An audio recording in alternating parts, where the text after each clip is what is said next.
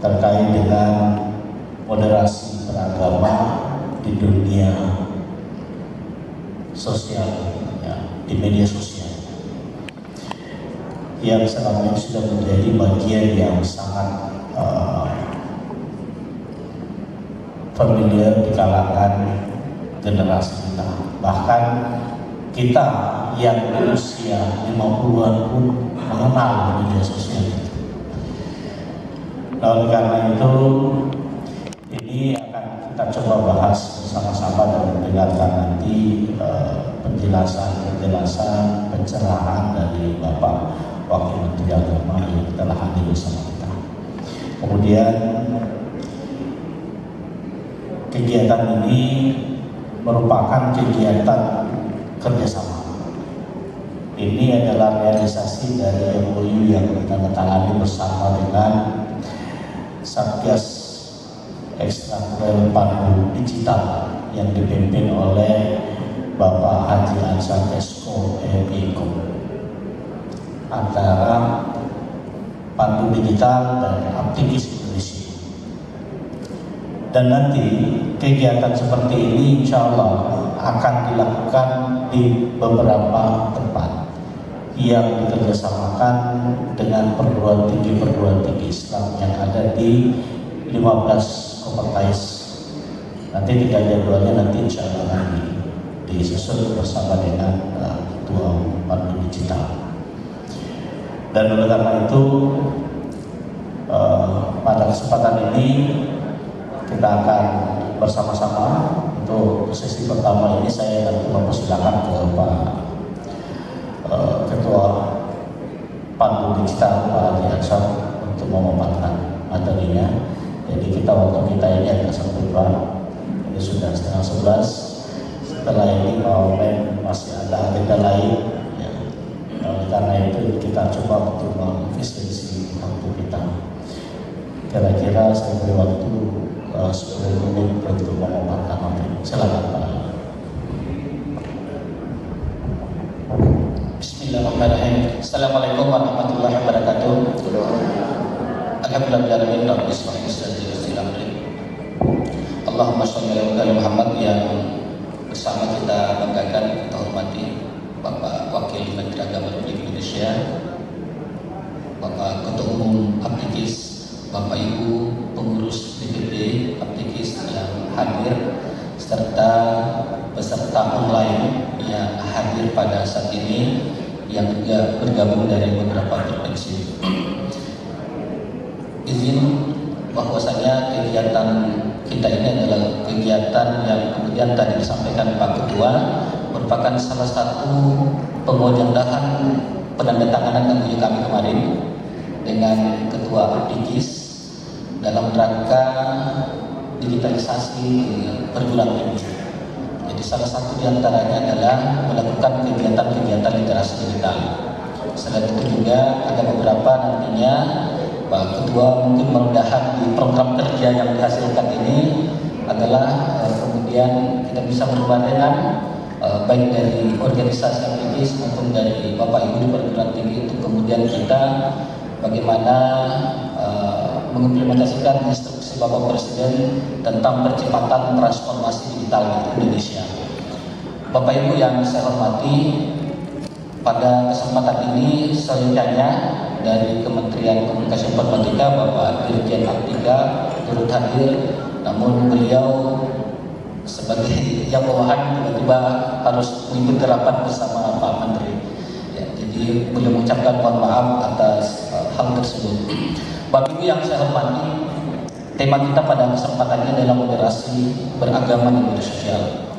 Data terakhir yang dipublis oleh Media Sosial, sebuah lembaga survei tingkat internasional khusus untuk Indonesia dengan penduduk 274 juta di tahun 2022 itu mobile atau handphone yang terkoneksi ke internet itu 120% dari jumlah penduduk. 274 juta penduduk kita Indonesia ini populasinya, jumlah koneksi itu sudah 300 juta lebih. Artinya Bapak Ibu, mohon maaf, di antara kita banyak yang menggunakan smartphone lebih dari satu, ada yang dua, ada yang tiga.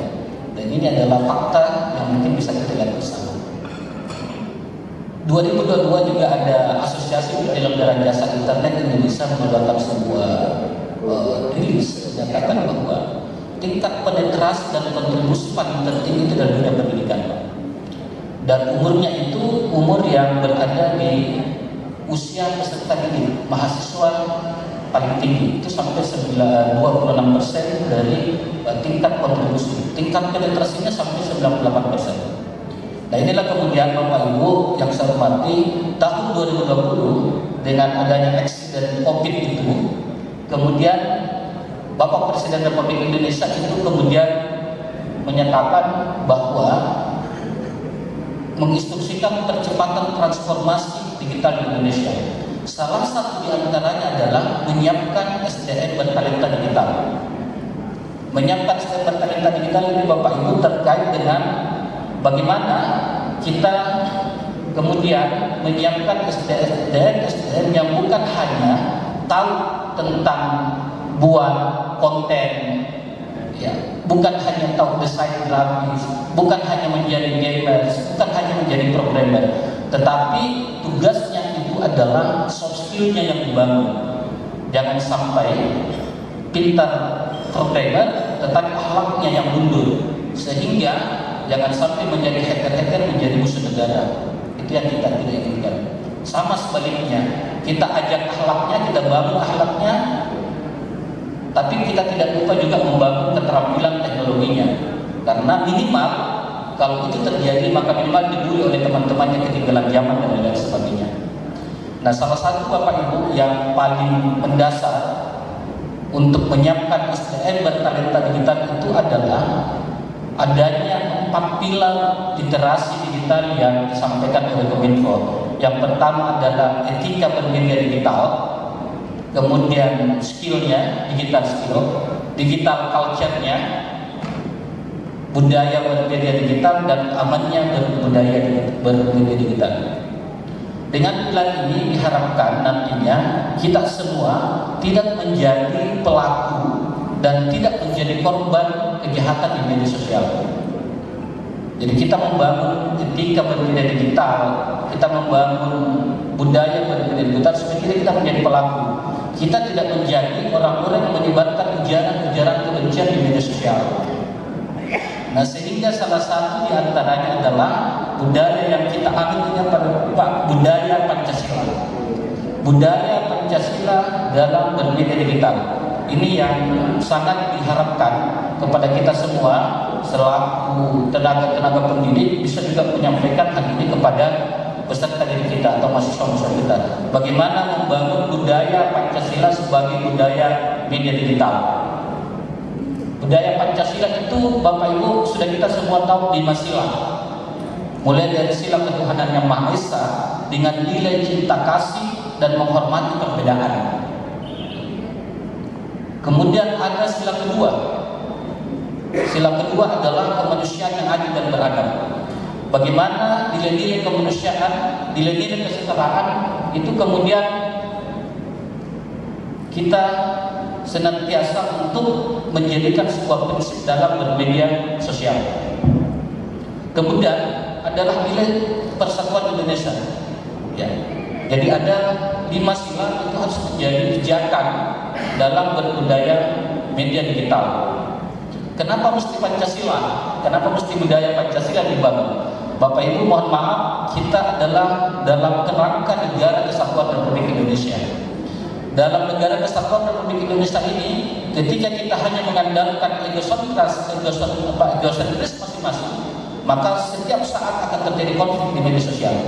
Bayangkan aja Pak, Indonesia ini adalah budaya bangsa yang majemuk, bangsa yang multikultural. Bahasa saja sudah 716, suku lebih 1000. Nah, kalau masing-masing mempertahankan adatnya, kalau masing-masing mempertahankan egonya dalam bermedia sosial, maka yakin bahwa setiap saat akan terjadi konflik di media sosial, akan terjadi kegaduhan. Namun dengan adanya budaya Pancasila ini, dengan sila 1 sampai sila 5 itu, kita harapkan kita dapat meredam hal-hal itu. Kemudian Pak Ibu yang saya hormati bahwa yang paling dan yang sangat kita tidak inginkan adalah kita menjadi pelaku-pelaku yang notabene adalah pelaku-pelaku kejahatan di media sosial. Mungkin kita tidak sadar bahwa apa yang kita sampaikan di media sosial itu adalah sesuatu yang tidak boleh terjadi. Jangan sampai kita tidak bisa membedakan yang mana kebebasan berekspresi, yang mana yang termasuk ujaran kebencian. Jangan sampai kita tidak bisa membedakan antara yang mana membuli, yang mana menghina, yang mana memberikan masukan kepada pemerintah. Nah, inilah kemudian intinya adalah bagaimana nilai Pancasila ini kita terapkan dalam pertama memproduksi konten. Bapak Ibu memproduksi konten, membuat video, kemudian live streaming, bahkan membuat desain-desain, membuat meme, kiranya bisa tetap dalam kerangka nilai-nilai Pancasila. Kenapa Bapak Ibu itu sudah banyak sekali terjadi? Banyak kasus yang bahkan setiap saat menyatakan dirinya saya Pancasila, saya NKRI, tetapi postingan-postingan di media sosial jauh dari nilai-nilai Pancasila itu. Katakanlah kita akan contoh ini apa sebagai pembelajaran buat kita.